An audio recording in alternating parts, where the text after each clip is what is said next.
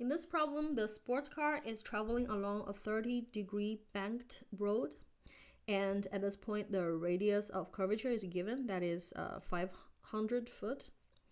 If the coefficient of static friction between the tiles and the road is 0.2, we need to determine the minimum and maximum safe speeds respectively so that no slipping occurs. So in this problem, the reason why we need to determine two minimum and maximum safe speeds is because if the car's speed is too small, it's lower than the minimum speed, then the car will have a tendency to slide down this way. In that case, the frictional force will be in this direction, because remember, frictional force always resists the tendency of motion. On the other hand, if the car's speed is too fast, then the car will have a tendency to slide up the road. So if that happens, then the direction of frictional force is going to be downwards in this direction. Therefore, we're going to set up our free body diagram separately, different free body diagrams as well as different kinetic diagrams, and solve for both of the minimum and maximum safe speeds. So for the minimum, so in that case, we already said that if we draw the free body diagram, the car is subjected to its weight and the normal force, which is always normal to the bank in this direction, and frictional force is perpendicular to the normal force but pointing up because the car has a tendency to slide down. And then if we draw the kinetic diagram, this is the center, towards the center of curvature. So this is our AN direction. AT direction is actually not, the tangential direction actually is not shown in this 2D image, because as you can see, the car is driving towards us. Therefore, its path, the tangent direction of its path is also pointing towards us. So if this is a piece of paper, then the direction of tangent direction will be perpendicular to the paper, pointing out like an arrow. So you can see only the head of the arrow. If it's perpendicular to the paper pointing inwards, then it's like the end of the arrow. So in this case, we do not see the tangential direction. And even though there is definitely frictional force along the tangential direction, we do not consider it because we do not see that in our 2D representation of this problem. But we do have another direction, which is this direction, that is the binormal direction, and it's perpendicular to both normal and tangential direction. So now we have completed our free body diagram as well as the kinetic diagram. So we can start writing our Newton's second law, the equations of motion. So resultant force. So we start with resultant force along the binormal direction because there's no motion along that direction. This is our binormal direction.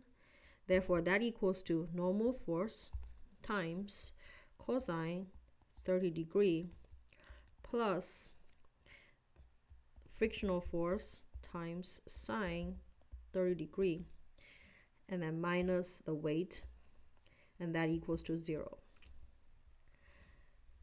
So we're looking at the limiting situation when slipping is just about to occur, which means that at that point the frictional force is the maximum static friction force. In other words, this equals to simply mu s times m. And in this case, mu s is 0.2, that is given. Therefore, we can simplify this equation. This becomes n times cosine 30 degree plus 0.2 times n times sine 30 degree minus w equals to mg, and that equals to 0. So from here, even though we cannot solve for normal force because the mass of the car is not given, but we can find the relation between normal force and the weight force mg. So normal force solved from this equation equals to mg divided by cosine 30 degree plus 0.2 sine 30 degree, that equals to 1.035 mg. Then we can summarize the force along the normal direction, and that equals to n sine 30 degree minus ff cosine 30 degree. And don't forget, the frictional force equals to 0.2 times n. Therefore, this becomes sine 30 degree minus 0.2 cosine 30 degree times normal force, but normal force equals to 1.035 mg. So that equals to MAN. And even though we cannot solve for AN, we know that that equals to m times v squared over rho, the radius of curvature, and that equals to m times v squared over 500. So from here, on the left-hand side and the right-hand side, we both have m. That means that we can cancel it out from this equation. From here, we can solve for v squared. So v squared equals to sine 30 degree minus 0.2 cosine 30 degree times 1.035 times this g right here. It's very important to know that this is not 9.81 because we are using the pound-foot unit system. So this g right here equals to 32.2 foot per second squared times another 500. So from there we can solve for v, and that is 73.8 foot per second. And this is v minimum. So for the maximum, we're going to draw a similar free body diagram and kinetic diagram, except that this time the frictional force is going to be in this direction because the car has this tendency to slide up, therefore friction pointing downwards. So for maximum,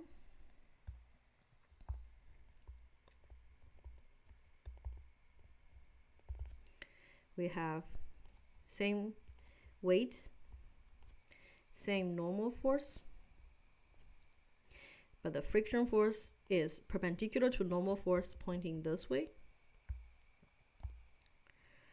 This is again our AN direction, and this is again our AB direction.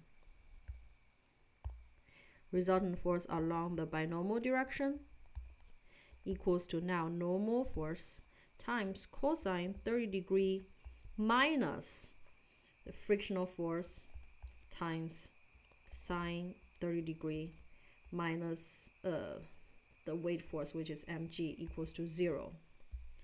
So in this case, don't forget again, this equals to 0.2 times n. We can once again solve for the relation between normal force n and mg. So in this case, normal force equals to 1.305 mg. Then the resultant force along the normal direction equals to normal force times sine 30 degree plus frictional force times cosine 30 degree, and that equals to MAN, which equals to m times v squared over 500. So in this case, this equals to 0.2 times normal force, but normal force equals to 1.305 mg. So this equation simplifies to sine 30 degree plus 0.2 times cosine 30 degree times 1.305 mg equals to m times v squared over 500. So once again, m cancel out, This right here is a 32.2 foot per second squared, not 9.81 meter per second squared. So in this case, we only have one unknown, which is v, and we can solve for v. And that's our v max, which equals to 119 foot per second squared.